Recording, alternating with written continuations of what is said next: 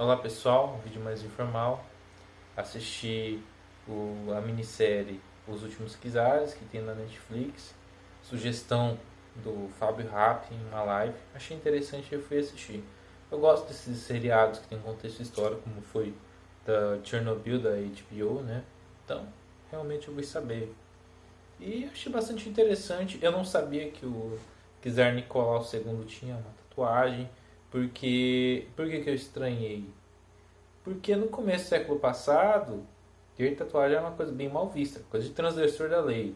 Até mais ou menos 20 anos atrás era algo mal visto. Hoje você tem que ter tatuagem para você ser legal, ser aceito, ser descoladão. Mas a história não é essa. Então, conta um pouco assim da como que foi essa última dinastia da Rússia antes da Revolução 17, né, dos bolcheviques. Mostrou realmente, e é fato, que Nicolau II foi um péssimo czar. Ele não era preparado, ele assumiu prematuramente, de fato, pela morte de seu pai. Ele não se sentia preparado, tanto que ele se casou com a Alexandrina. Ela era alemã, inclusive ela mal falava russo, né? Ela não sabia falar russo, porque era muito comum naquela época o casamento de reis, né, com rainhas de príncipe dali contra o reino dali e outro reino dali. No Brasil não foi a Leopoldina da Áustria-Hungria se casou com Dom Pedro I aqui no Brasil? Ela veio se casar por procuração, inclusive uma história bastante interessante. Era muito comum isso nas monarquias europeias, né? Por exemplo, o William II, né, Wilhelm ou Guilherme II, depende da tradução do nome, ele era o último Kaiser da Alemanha. Ele era primo do Nicolau II da Rússia, que era era neto, o William II, né, o Wilhelm, né, depende da tradução que eu falei, era neto da Rainha Vitória. Rainha Vitória que faleceu, Rainha Vitória da Inglaterra que faleceu em 1901. Seu sucessor foi o Rei George. Eu não sei se o Rei George é o pai da Elizabeth. Eu não sei, tem que pesquisar aqui se é pai ou avô. Mas hoje a Rainha Elizabeth continua até hoje como Rainha da Inglaterra. Fato. Ok. Então tinha essa coisa de reinados. É uma coisa bastante comum. Parentesco entre reinos, né? E era complicado porque a Rússia realmente era um país assim que ainda precisava um pouco se modernizar, um país ainda com regiões que ainda pareciam que estavam na Idade Média, regiões bastante atrasadas. Poxa, olha o tamanho daquele país. Agora, volte isso a mais de 130 anos atrás, mais ou menos a época quando Nicolau II pegou a Rússia, um país majoritariamente agrícola. Com aquele tamanhão e um país de clima inóspito ainda, né? Não é que nem o Brasil, por exemplo, que tem um clima tropical. Rússia é complicado, meu amigo. Rússia, inverno, então, meu Deus do céu, tem nem o que dizer, né? Então, é bastante interessante esse contexto. E realmente o Czar se deixava levar por decisões errôneas. E entra alguém na história, né, que a gente pode dizer que é o tal do Rasputin. O que acontece? O Czar e a Czarina tiveram bastante filhos, né? Eles tiveram 5. Por que eles tiveram 5? Porque nasceu os 4 primeiros mulher. E na linha sucessória tinha que ser homem. Muitos de hoje podem bradar machismo. Mas o contexto era outro. Era a última autocracia da Europa. Não existia, por exemplo, a questão da Duma, só surgiu depois. Não deu muito certo. Já vamos lá. Então, teve lá, inclusive, a quarta criança era a Anastácia, que é uma lenda que é uma grande lenda, essa tal da Anastácia. Inclusive, eu conheço uma menina que se chama... Menina não, uma moça, já mulher já feita, já tem mais de 25 anos. Se chama Anastácia e ela é petista. Eu fico, nossa, velho, como você tem um nome da princesa que foi morta pelos revolucionários e você tem esse nome, você é petista, você é de esquerda. Você tem o nome da mártir foi mártir por causa desses caras e você pega a ideologia deles, herda a ideologia deles. É uma loucura. Então ela devia mudar de nome. Que, sei lá. Claro que a Anastácia é aquela que renasce. Parece que eu me digo no nome. Coisa bastante interessante. E teve várias e várias farsantes, né? Diga-se passagem. Que a história mostra, né? Então, por exemplo, o menino, né? O mais novo. Aí teve todo aquele ritual para nascer um menino, né? Nasceu o menino. É Alexei. O que seria o sucessor do Nicolau.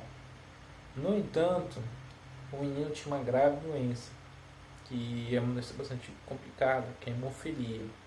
Para quem não sabe, a hemofilia é assim, se você estiver machucado, e seu machucado você vai ter mais facilidade de ter hemorragias. Agora, uma coisa bastante complicada é você ter hemofilia há mais de 100 anos atrás. Nisso que veio o tal do oportunista, né? O tal do Rasputin, né? Grigori, né? Rasputin, um vagabundo, um ladrão, safado, sem vergonha, né? Diga-se de passagem. Um cara que chegou em São Petersburgo, né? Na hora certa. São Petersburgo, que na época da Revolução, eu, se não me engano, foi mudado o nome da cidade para Leningrado ou Stalingrado. Depois, com a queda da União Soviética, voltou a se chamar São Petersburgo. Eu tenho que confirmar isso aí. Então, lá não era Moscou, não era a capital do Império. Era São Petersburgo. Mais acima, mais ao norte, né? Então foi lá e tal. Aí esse cara ficava muito famoso, fazia muitas curas e tal.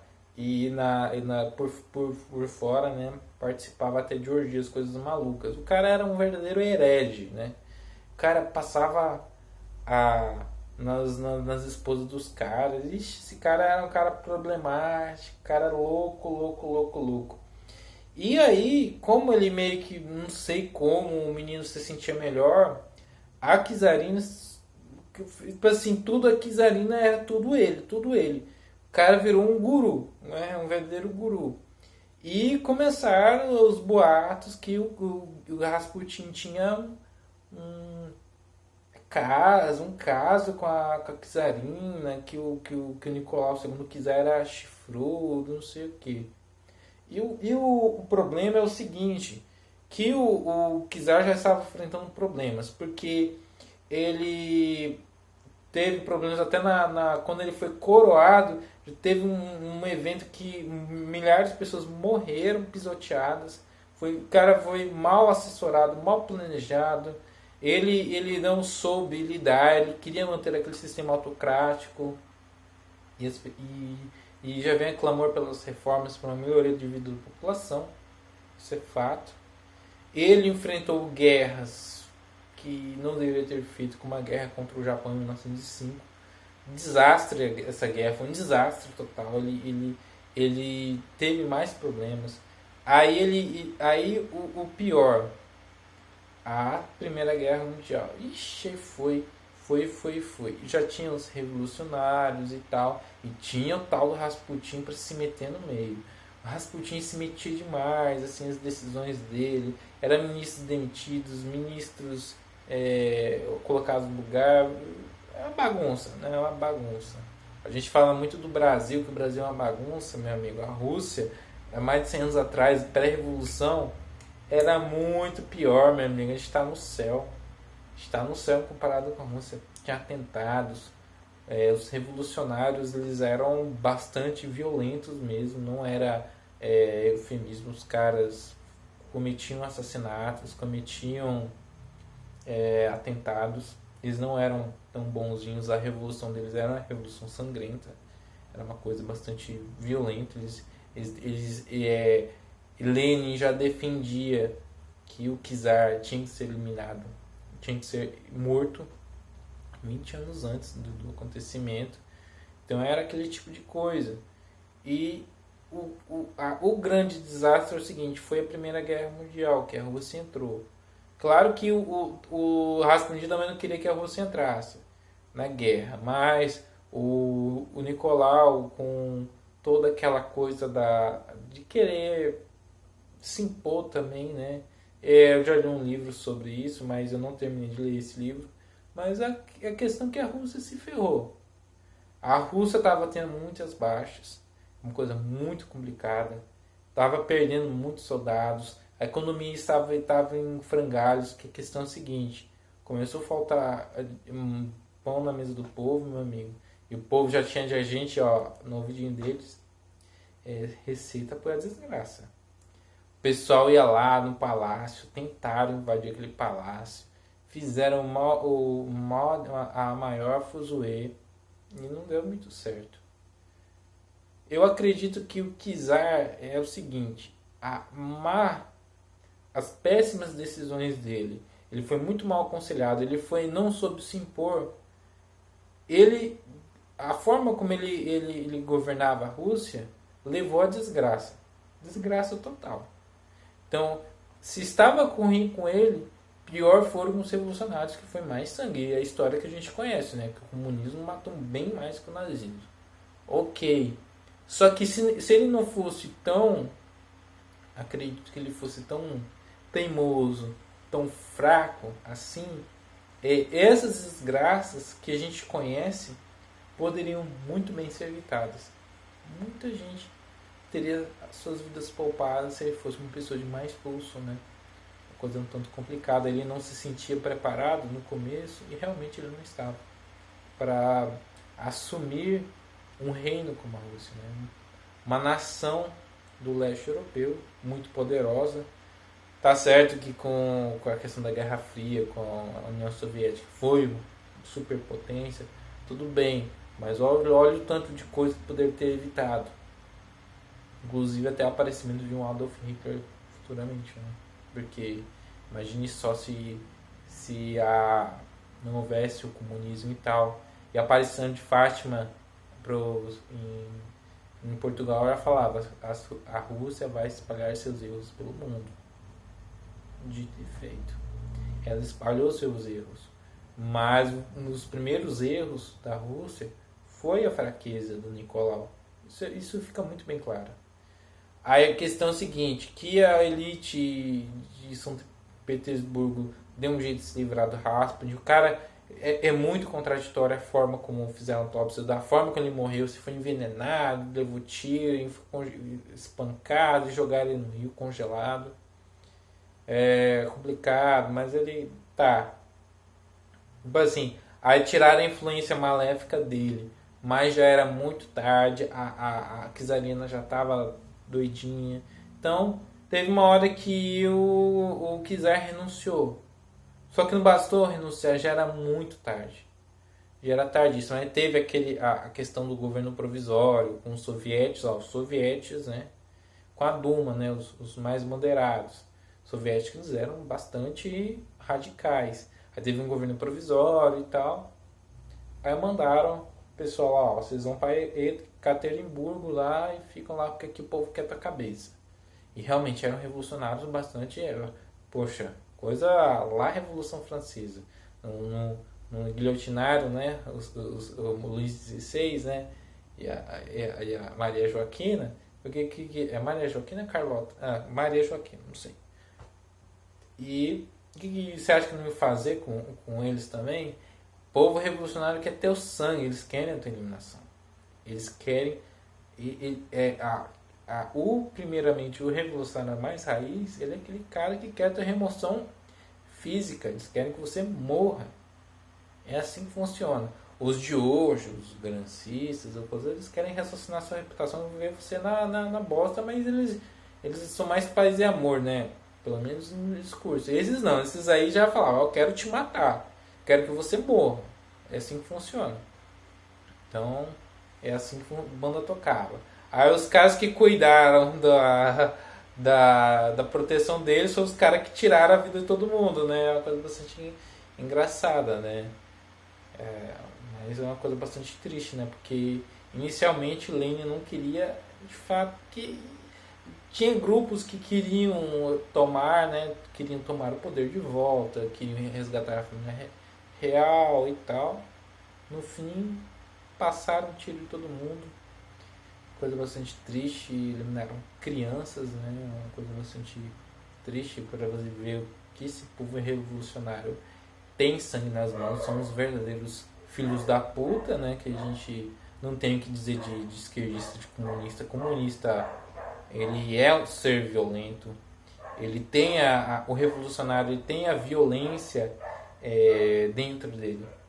E eu não sei se essa cena foi colocada de propósito, mas na hora da execução, os próprios executores, os algozes da família, eles parece que estavam contrariados, eles não queriam no fundo, eles percebiam que era algo grave que eles estavam fazendo, eles não queriam ter feito isso no fundo.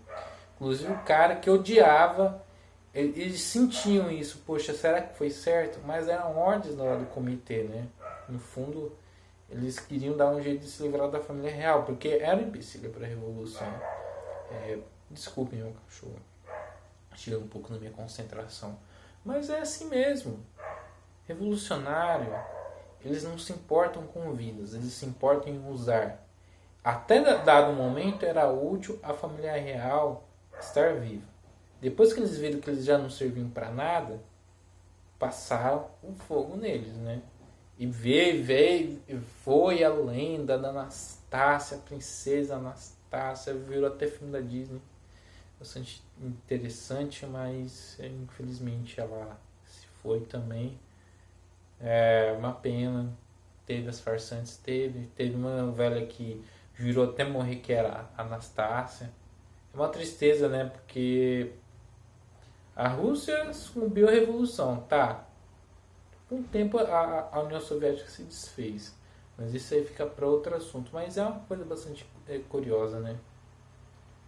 Como uma sucessão de decisões erradas levam a coisas erradas, né? Levam à desgraça, à destruição, à morte e tudo que é de ruim. Pessoas morreram por decisões de poucas pessoas, né? É sempre assim, a decisão de muitos e de milhões fica na mão de um cara, dois caras, é uma coisa bastante complicada. Talvez, agora é muito tarde, mas já se passaram mais de 100 anos desse fato, mas é algo que a gente tem que, assim, porque pouca gente se interessa por história, e quando não é história, vem um professor maconheiro, vagabundo, que mora com a mãe, enche a cabeça de ladainha, pra você ser esquerdista que nem o cara. O cara passou 15, 20 anos estudando na Federal, fumando maconha, fazendo outras coisinhas aí, consegue se formar, uma hora se forma, vai dar aulinha e começa a encher a cabeça do teu filho. Que todo mundo é mal, que esses opressores, não sei o que.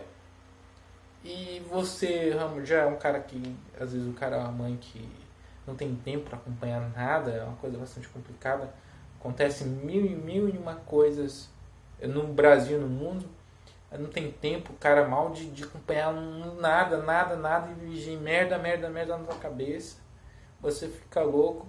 Tem cara doutrinando teu filho aí, pro seu filho virar esquerdista aí, uma resistência, não sei o que, faz a versão da história para ele, né? É uma coisa bastante complicada.